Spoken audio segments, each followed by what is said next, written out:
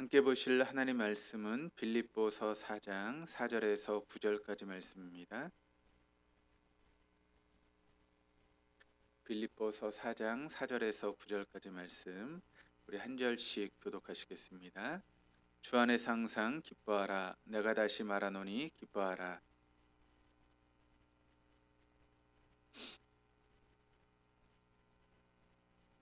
아무것도 염려하지 말고 다만 모든 일에 기도와 간구로 너희 구할 것을 감사함으로 하나님께 아뢰라.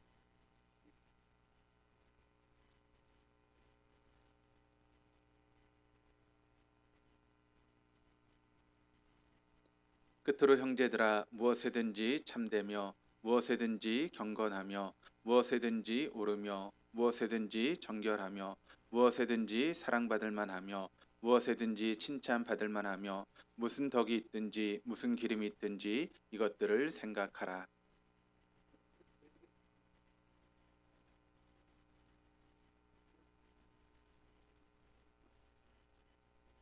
아멘. 우리 옆에 있는 분들하고 인사하시겠습니다. 하나님이 우리와 함께 계십니다.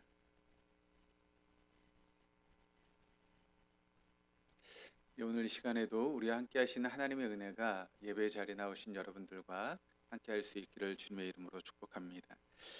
사도 바울은 이 빌립보서의 말씀을 통해서 주 안에서 항상 기뻐하라라고 하는 그런 이야기를 하고 있습니다. 항상 기뻐한다라고 하는 것이 여러분 우리가 생활해 봐서 알지만 그것이 가능한 일인가라고 생각해 봤을 때 어떻게 항상 기뻐할 수 있을까라고 하는 그런 마음이 우리의 마음 가운데 있습니다.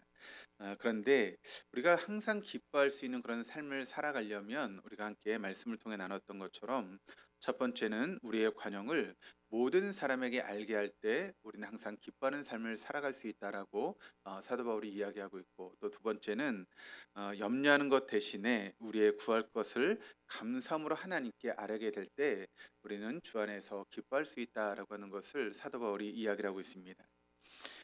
어떤 문학 작품이나 어떤 영화나 그런 드라마 같은 것들을 보게 되면 이제 어떤 일에 이제 원수가 뭐 자기의 부모를 죽였든지 또 자기에게 어떤 아픔을 줬든지 그런 일들이 종종 뭐 영화나 드라마에 등장하지 않습니까? 그런데 여러분 그런 모습을 보면 우리의 마음 가운데 어떤 마음이 생기죠? 원수가 우리의 부모를 죽이기도 하고 또 나를 굉장히 고통스럽게 만들고 어려움을 줬습니다. 그러면 여러분 우리의 마음 가운데 어떤 마음이 생기는가 하면 그 원수를 갚을 수 있는 힘이 주인공에 생겨서 그 원수를 철저하게 그 원수를 갚는 그런 모습들을 보게 되면 우리의 마음 가운데 여러분 어떤 마음이 생깁니까? 카타르시스가 생기죠. 그래서 마치 그 주인공이 나인 것처럼 마음속에 막 기쁘고 시원한 그런 마음들이 여러분 우리의 마음 가운데 있지 않습니까? 그것이 보통 인간이 가지고 있는 그런 마음입니다. 그래서 내가 힘이 없어서 원수를 갚지 못하지 내게 힘만 주어지면 여러분 원수를 갚으려고 하는 그런 마음들이 다 우리의 마음 가운데 있지 않습니까? 그런데 사도 바울은 우리에게 뭐라고 말씀하고 있는가 하면 그런 힘을 가지고 원수를 갚는 것이 아니라 관용을 베풀어야 된다. 또 용서할 수 있는 그런 모습이 되어야 된다라고 하는 것을 사도 바울이 우리에게 말씀하고 있다는 것입니다. 그런데 그 관용을 베푸는 삶을 살아갈 때 하나님께 주시는 그런 기쁨이 우리의 마음 가운데 넘칠 수 있다라고 하는 것을 말씀하고 있죠. 왜냐하면 그 관용의 마음과 생각을 모든 지각에 뛰어나신 하나님의 그런 평강이 우리를 지켜주기 때문에 그런 것이다라고 말씀하고 있습니다. 사실 우리 인간은 여러분 어떤 존재입니까? 한계를 지니고 있는 그런 존재가 우리 인간의 모습이죠. 물론 우리 인간이 어떤 다른 동물들하고 비교하면 굉장히 뛰어난 그런 면들이 참 많이 있습니다. 그래서 사고를 하기도 하고 또 이렇게 과학을 발전시키기도 하고 여러 가지 면에서 보면 그런 다른 동물들이나 또 다른 것에 비하면 사물에 비하면 만물의 영장이라고 할 수 있을 정도로 뛰어난 그런 존재가 우리 인간이다라고 하는 것을 우리가 알고 있습니다. 그런데 여러분 그것이 다른 사물이나 동물에 비했을 때 우리가 뛰어난 것처럼 보이지 창조주 되신 하나님하고 우리를 비교한다면 여러분 어떨까요? 우리의 모습은 보잘것없는 그런 모습이겠죠. 그래서 성경의 말씀을 보시면 우리 인간을 비교할 때 무엇에 빗대어서 비교하는가 하면 안개와 같은 존재다. 때로는 벌레 같다라고 하는 그런 표현을 쓰기도 합니다. 가끔 안개가 많이 낄 때가 있죠. 그래서 앞이 보이지 않을 정도로 앞을 분간할 수 없을 정도로 안개가 끼는 경우들이 종종 있습니다. 그런데 여러분, 그 안개가 껴서 아무것도 보이지 않는 것 같았는데 해가 뜨면 어떻게 됩니까? 순간 안개가 사라지는 것을 보게 됩니다. 그러니까 그 전까지만 해도 앞이 보이지 않을 정도로 꽉 차 있었던 안개였는데 해가 뜨고 나니까 금방 그 안개의 흔적조차 찾을 수 없는 그런 모습이 안개의 모습과 같다는 것이죠. 또 여러분, 우리가 벌레하고 우리를 비교하면 어떨까요? 바퀴벌레하고 우리 인간을 비교하면 어떨 것 같습니까? 우리 인간이 대단한 존재지 않습니까? 그럼 미물인 벌레하고 우리를 비교해 보면 대단하고 또 엄청난 차이를 지니고 있는 그런 것처럼 보이지만, 그런데 여러분, 우리와 바퀴벌레의 그런 차이와 하나님과 우리의 차이를 비교하면 어떨까요? 바퀴벌레와 우리는 어떤 차이가 없을 정도로 하나님과 우리의 차이는 너무나 큰 차이를 가지고 있는 것이 우리 인간의 모습이라는 것이죠. 그러니까 하나님과 우리는 비교 대상이 되지 않는 그런 존재다라고 하는 것을 우리가 알 수 있게 됩니다. 사도행전 2장의 12장 말씀을 보시면 이제 헤롯 대왕이 이어서 이제 다스렸던 헤롯 아그리파 1세라고 하는 그런 왕이 있었습니다. 그런데 이 왕이 그 우리가 잘 알고 있는 사도 요한의 그 형제였던 야고보 사도를 죽이게 됩니다. 그랬더니 그 사건 때문에 많은 유대인들이 기뻐하는 것을 이 아그리파 1세가 알게 되었습니다. 그러니까 유대인 그 사도 한 명을 죽였는데 오히려 그것이 유대인들이 기뻐하고 또 그것을 보면서 환호하는 그런 모습을 보면서 그 당시 최고의 사도라고 불리는 사람이 누구였었죠? 베드로 사도이지 않습니까? 그래서 이 아그리파 1세가 그럼 베드로를 죽이면 얼마나 또 유대인들이 좋아하고 자신을 칭송할까라고 하는 그런 마음을 가지게 됩니다. 그래서 그 베드로를 잡아오게 되죠. 그리고 감옥에 투옥시키게 됩니다. 그리고 그 다음 날이면 이제 그 사도 베드로를 죽임으로 인해서 유대인들에게 칭송받겠다라고 하는 그런 마음을 바로 이 아그리파 1세가 가지게 된 것입니다. 그 헤롯이 나를 택하여 어의를 입고 또 옥좌에 앉아서 백성들에게 연설을 하는데 그 연설을 들었던 사람들의 반응이 어떤 반응으로 나타나고 있는가 하면 이것은 사람의 소리가 아니라 신의 소리다라고 이야기하면서 그 아그리빠가 이제 그 연설한 것을 사람들이 친송하고 막 환호하기 시작하는 것입니다. 근데 여러분, 그런 아그리빠 왕이 하나님께 영광을 돌리지 않습니다. 그때 하나님께서 하나님의 사자를 보내게 되죠. 그 밤에 여러분 어떤 일이 있었는가 하면 그 아그리빠 1세가 벌레에 먹혀 죽는 그런 일이 생기게 되었습니다. 여러분, 그렇게 대단한 온 나라를 여러분 호령하는 그런 임금이라 할지라도 여러분 미물인 벌레에 죽을 수밖에 없는 그런 인간이 우리의 모습이다라고 하는 것을 우리는 알 수 있게 되는 것이죠. 이처럼 벌레에게도 먹힐 수 있는 정도로 우리 인간은 얼마나 연약한 존재인지를 우리가 알아야 되는 것이죠. 그러다 보니까 여러분, 이렇게 연약하고 때론 부족하고 그런 나약한 그런 우리의 모습이다 보니까 우리의 삶 가운데 떠나지 않는 것이 있습니다. 뭐가 떠나지 않죠? 여러분 삶 가운데 떠나지 않고 여러분 주변에 항상 있는 게 뭘까요? 바로 염려입니다. 염려가 우리의 삶을 떠나지 않는 것을 우리가 보게 됩니다. 저도 뭐 이렇게 하다 보면 여러 가지 염려 때문에 막 걱정하는 경우들도 있는데 여러분도 안 그러세요? 우리 성도님 믿음이 너무 좋으셔서 염려가 전혀 없으신가요? 그렇지 않죠. 근데 모든 사람이 다 염려를 가지고 살아가는 그런 모습을 보게 됩니다. 그런데 여러분, 그 염려를 우리가 벗어나야 된다라고 성경은 우리에게 이야기하고 있는데 어떻게 하면 그 염려로부터 벗어날 수 있을까요? 여러분, 어떻게 염려를 벗어나세요? 염려가 전혀 없으셔서 뭐 그런 생각도 안 하시나요? 우리가 여러분 한번 생각해 보시길 바랍니다. 나는 염려하지 않을 거야라고 자기 암시를 하면 우리가 그 염려로부터 벗어날 수 있습니까? 난 염려하지 않고 살 거야라고 그렇게 계속 우리가 자기 암시를 하고 생각하면 그 염려가 우리를 찾아오지 않는 것일까요? 그렇지 않죠. 아니면 염려가 무엇인가에 대해서 우리가 막 염려를 분석하고 공부하면 그 염려가 우리가 여러분 우리의 삶 가운데 찾아오지 않을까요? 어떻습니까? 그래도 염려는 찾아오죠. 그래서 항상 염려 가운데 삶을 살아가는 게 우리의 모습이지 않습니까? 건강에 대한 염려, 물질에 대한 염려, 자녀에 대한 염려, 뭐 직장에 대한 염려, 그런 여러 가지 염려들이 우리를 짓누르고 우리를 어렵게 합니다. 그래서 항상 우리가 걱정하고 염려하는 그런 마음 가운데 인생을 살아가면서 때로는 어려운 가운데 우리 스스로를 여러분 빠지게 만드는 그런 경우들을 우리가 보게 됩니다. 그렇다면 우리가 염려를 벗어날 수 있는 가장 좋은 방법은 뭘까요? 뭐가 우리가 염려로부터 벗어날 수 있는 가장 좋은 방법일까요? 그것은 바로 그 모든 염려의 그런 제목들을 기도의 제목으로 바꾸는 것, 그것이 바로 염려로부터 벗어날 수 있는 길이다라고 하는 것을 여러분 믿으시기를 바랍니다. 그래서 여러분, 우리가 가지고 있는 그 염려의 제목들을 가지고 하나님 앞에 나아가 기도하는 것입니다. 그런데 여러분, 하나님 앞에 나아가 기도한다고 해서 우리가 이렇게 기도합니다. 하나님, 내게 염려가 없어질 줄 믿습니다라고 그렇게 기도하면 여러분 염려가 없어질까요? 어떻습니까, 여러분? 염려가 없어질 줄 믿습니다. 그렇게 우리가 그렇게 세게 구하면 염려가 우리의 삶 가운데 없어질까요? 그렇지 않을 것입니다. 여전히 염려는 우리의 삶 가운데 있을 것입니다. 그렇다면 그 염려를 가지고 하나님 앞에 나아가 기도하면 염려가 여러분 사라질 수 있고 또 그 염려를 해결할 수 있다라고 하는데, 그러면 어떻게 해야지 여러분 그 염려를 해결할 수 있는 것일까요? 바로 그 염려를 가지고 하나님과 교제하는 것입니다.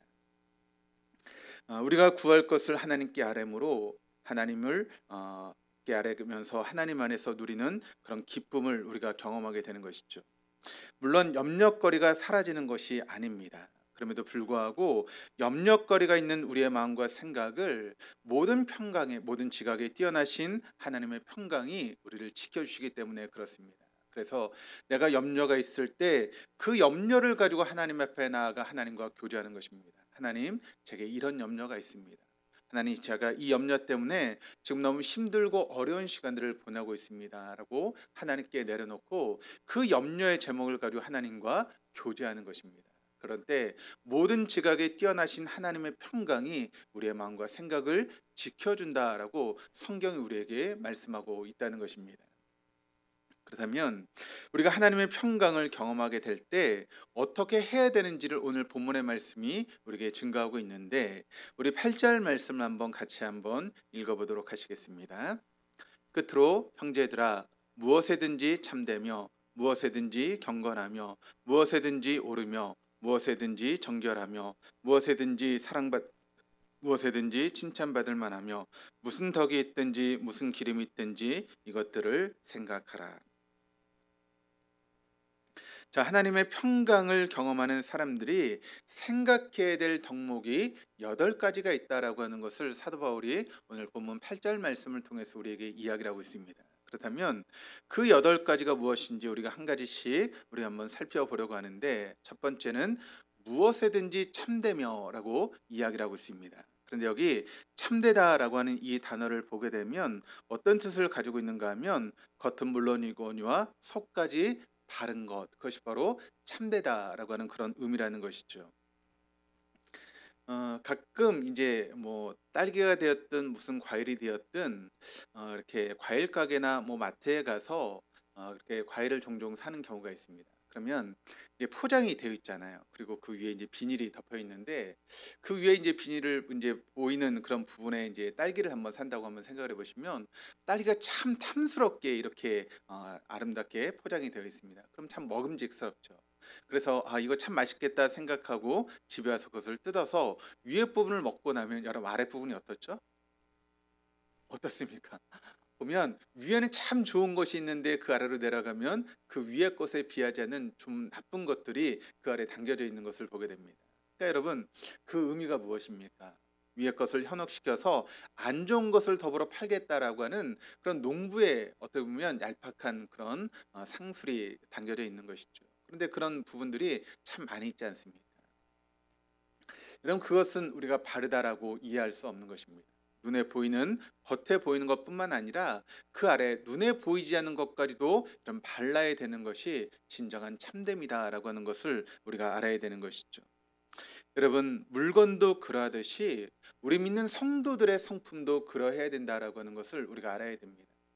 겉을 보면 참 친절한 사람 같고 굉장히 좋은 사람처럼 느껴지는데, 근데 속마음은 그렇게 막 겉으로는 막 친한 척, 막 상냥한 척, 좋은 척 그렇게 하다가 속으로는 다른 생각을 품는 사람들이 얼마나 많이 있습니까? 그러나 우리가 그리스도인이 되었다면 겉의 모습과 속의 모습이 발라야 된다라고 하는 것을 사도는 우리에게 이야기를 하고 있습니다. 그러니까 겉에 보여지는 모습이나 우리의 속마음이나 똑같아야 된다라고 하는 것을 말씀하고 있는 것이죠. 그러므로 여러분, 여러분이 하나님의 평강을 경험하게 될 때 우리에게 이런 성품이 주어져야 된다라고 하는 것을 잊지 마시기를 바랍니다. 두 번째는 무엇인가 하면 무엇에든지 경건하며라고 이야기를 하고 있습니다. 이 경건하다라고 하는 것은 고상한 존경하는 이라고 하는 그런 뜻입니다. 그러니까 가까이 볼수록 높은 품격이 느껴지는 것, 그것이 바로 경건함이다라고 이야기할 수 있는 것이죠. 요즘 이제 쓰는 신조어 중에 넘사벽이라고 하는 단어가 있습니다. 혹시 들어보셨죠? 여러분 이게 어떤 뜻이죠? 넘사벽.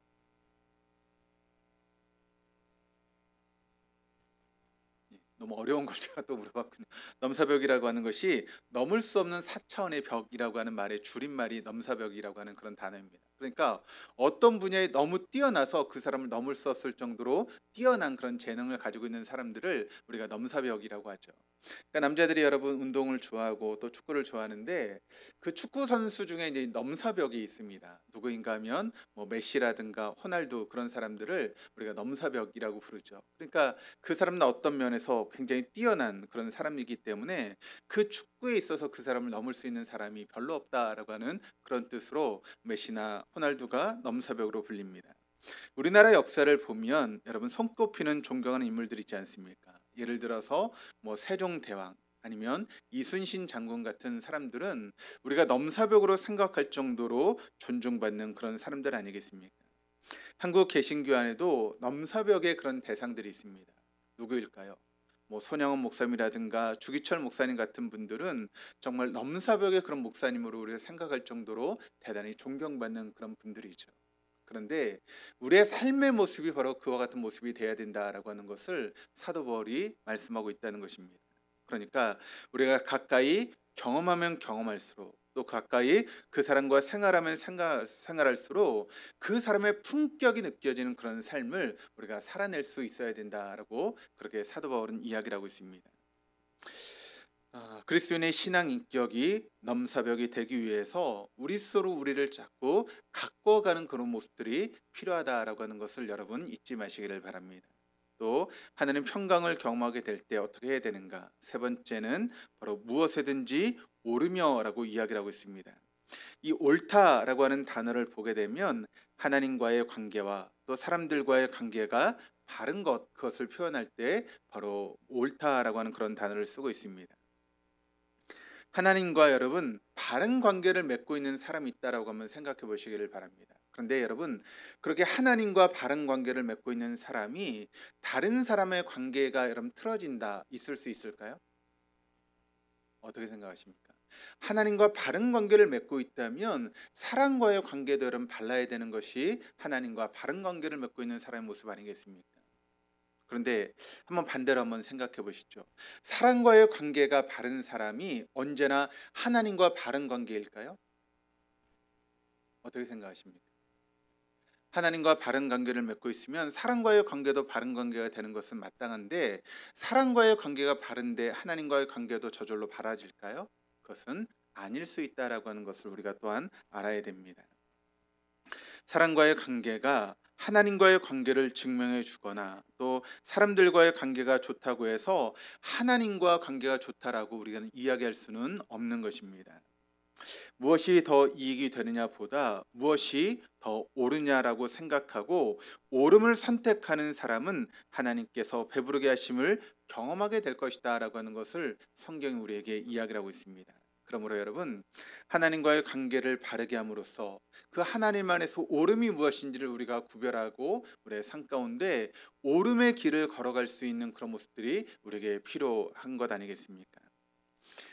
새로운 대통령이 선출되었습니다. 그리고 그 선출하는 그런 모든 과정 가운데 어, 극우 기독교가 보여주는 그런 모습들이 저는 퀘션 마크를 이렇게 떠올릴 때가 참 많이 있습니다. 그분들이 물론 정치적인 그런 생각들이 있고 나름대로 여러 가지 그런 생각들이 있겠지만 그것이 과연 옳으냐라고 하는 그런 관점에서 봤을 때 극우 기독교가 행동하는 그런 모습들이 과연 옳은 모습인가라고 하는 그런 생각들을 참 많이 가질 때가 있습니다.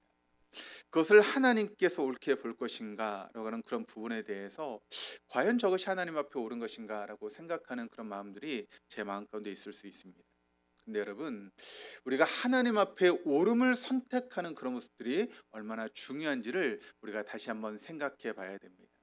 사회적으로 또 내가 속해 있는 정치의 그런 지형 가운데 옳음을 선택하는 것이 아니라 하나님 보시기에 옳은 것을 선택할 수 있는 그런 모습들이 우리에게 필요하다라고 하는 것을 이 말씀을 통해서 우리가 보게 되는 것이죠.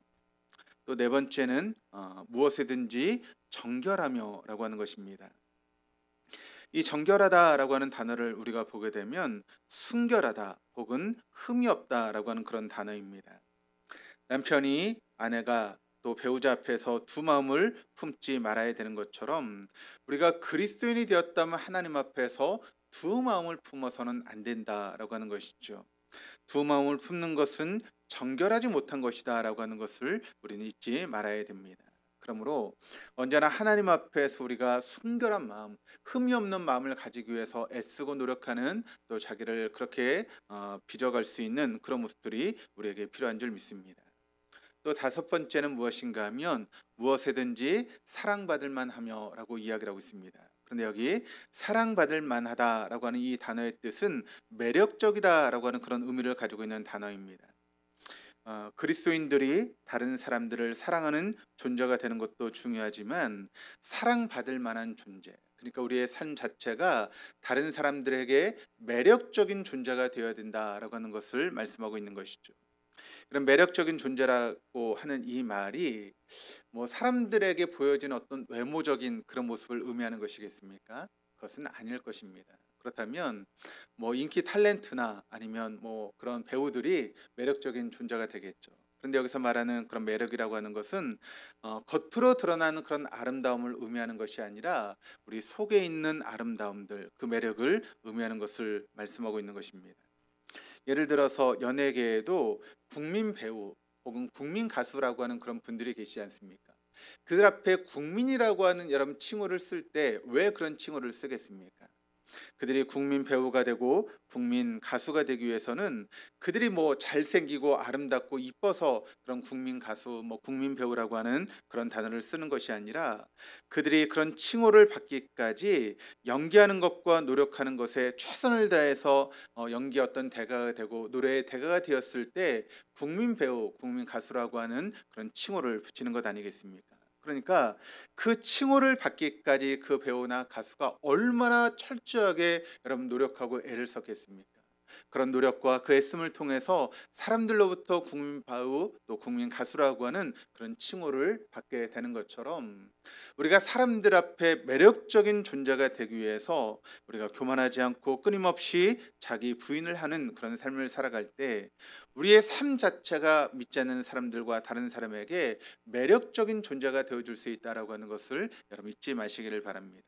그러므로 우리 안에 있는 교만을 내려놓고 끊임없이 자기 부인을 해가면서 사람들에게 매력적인 그런 존재가 될 수 있도록 노력하는 그런 모습들이 우리에게 필요하다라고 하는 것을 사도 바울이 이야기를 하고 있습니다.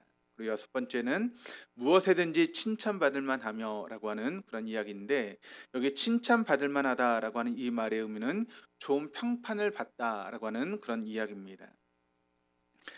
좋은 평판을 듣는 것은 여러분 한두 번 잘해가지고 좋은 평판을 듣는 것은 사실 어렵습니다. 한두 번 누구나 잘할 수 있습니다. 그런데 그것이 꾸준히 되었을 때 그것이 바로 좋은 평판으로 이어질 수 있는 것이죠. 그러므로 오랜 시간 동안 반복하면서 잘하게 될 때 이런 평판을 우리가 받을 수 있는 것처럼 우리의 삶의 모습이 여러분 꾸준하게 하나님의 믿음 가운데 살아가는 것, 그것이 필요하다는 것이죠. 만약 다른 교회 성도님들이 여러분에게 와서 이렇게 묻습니다. 문인서 목사 어때요? 라고 물어보시면 여러분이 어떻게 대답하시겠습니까?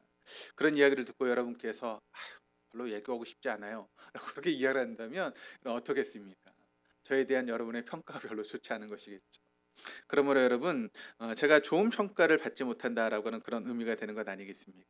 그러니까 누가 와서 물어봐도 "아 그 목사님 참 좋은 목사님이시죠."라고 하는 그런 소리를 들으려면 제가 꾸준하게 제 믿음의 자리를 지키고 또 동덕교회 담임 목사라고 하는 그런 자리를 지키면서 하나님이 원하시는 그런 교회를 만들어 가고 또 여러분에게 본이 되는 그런 삶을 살아갈 때 모든 사람에게 좋은 평판을 받을 수 있는 그런 목사가 될 수 있는 것 아니겠습니까? 근데 여러분 저만 그럴까요?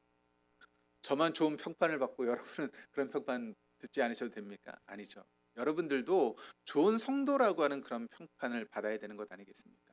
하나님의 진정한 제자라고 하는 또 예수님의 제자라고 하는 하나님의 자녀라고 하는 그런 좋은 평판을 듣기 위해서 우리가 애쓰고 노력하는 그런 모습들이 우리에게 필요할 줄 믿습니다.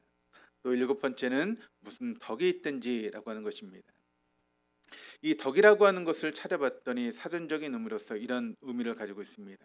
도덕적, 윤리적 이상을 실현해 나가는 인간의 능력이라고 하는 그런 뜻입니다. 근데 이 고대에 이제 이 단어가 쓰였을 때는 어떤 의미를 가지고 있었는가 하면 이 덕이라고 하는 것이 신과 관련되어서 쓰여졌던 그런 단어였다는 것이죠. 우리말에도 여러분 덕과 이 힘이 연결되어서 쓰여지는 단어 경우들이 종종 있지 않습니까? 예를 들어서 어떤 사람이 인제 좋은 어떤 자리에 오르거나 또 좋은 그런 직장을 얻게 되었다라고 했을 때 그가 그런 이야기를 종종 하죠. "내가 이렇게 좋은 자리에 올라갈 수 있었던 것은 좋은 부모를 만난 덕에 내가 이렇게 좋은 자리에 올라갈 수 있었습니다."라고 하는 그런 표현을 쓸 때가 있지 않습니까? 그럼 그 말의 의미는 뭐죠? 그 부모가 힘을 가지고 있었기 때문에 그 부모의 힘 덕분으로 내가 이렇게 좋은 위치, 좋은 자리에 올라갈 수 있다라고 하는 그런 의미로서 사용되는 단어 아니겠습니까? 그러니까 그 단어의 의미가 뭐 도덕적으로 훌륭했다라고 하는 그런 의미보다는 우리 부모가 힘을 가지고 있는 사람입니다라고 하는 그런 의미로서 쓰여지고 있는 그런 단어라는 것이죠. 그리스도인들은 덕으로서 자신을 가꾸는 그런 삶이 되어야 된다라고 하는 것입니다. 그러니까 어떤 의미에서 우리가 믿음의 바른 힘을 가지고 있는 그런 삶을 살아가야 된다라고 하는 그런 의미가 되는 것입니다. 마지막 여덟 번째는 무슨 기름이 있든지라고 하는 그런 단어인데 여기 기름이라고 하는 단어가 이제 칭찬 혹은 칭송이라고 하는 그런 의미를 가지고 있습니다. 여러분, 다른 사람에게 칭찬받는 것도 쉬운 일이 아니지만 다른 사람을 칭찬하는 것도 사실은 쉽지 않은 그런 일입니다. 여러분 그래서 우리가 그런 이야기가 있죠. "배고픈 것은 참을 수가 있는데 배가 아픈 것은 참지 못한다."라고 하는 그런 이야기가 있습니다. 그러니까 배고파서 어려운 것은 참을 수 있는데 사촌이 땅을 사서 배 아픈 건 여러분 절대 참을 수 없는 것이 인간의 모습이지 않습니까? 그래서 사실 우리가 다른 사람을 평가할 때 다른 사람을 칭찬하기보다는 다른 사람을 험담하고 또 하려고 하는 그런 모습들이 우리에게 참 많이 있습니다. 그러므로 다른 사람을 칭찬하고 칭송하는 그런 모습들이 우리에게 있을 수 있어야 된다라고 하는 것을 말씀하고 있습니다. 바울은 이런 덕목들을 생각하라고 우리에게 권유하는 것이 아닙니다. 이 단어를 우리가 보게 되면 명령형으로 쓰여지고 있다라고 하는 것을 우리가 놓치지 말아야 됩니다. 헬라어에서 명령형으로 지속적이고 반복적인 행동을 요구하는 그런 단어인데 그러니까 이 여덟 가지를 우리가 어떤 것을 가지고 살아야 되는가 하면 이 여덟 가지를 항상 지키고 또 반복하면서 살아가는 그런 모습이 돼야 된다라고 하는 것을 사도 바울이 우리에게 말씀하는 것입니다.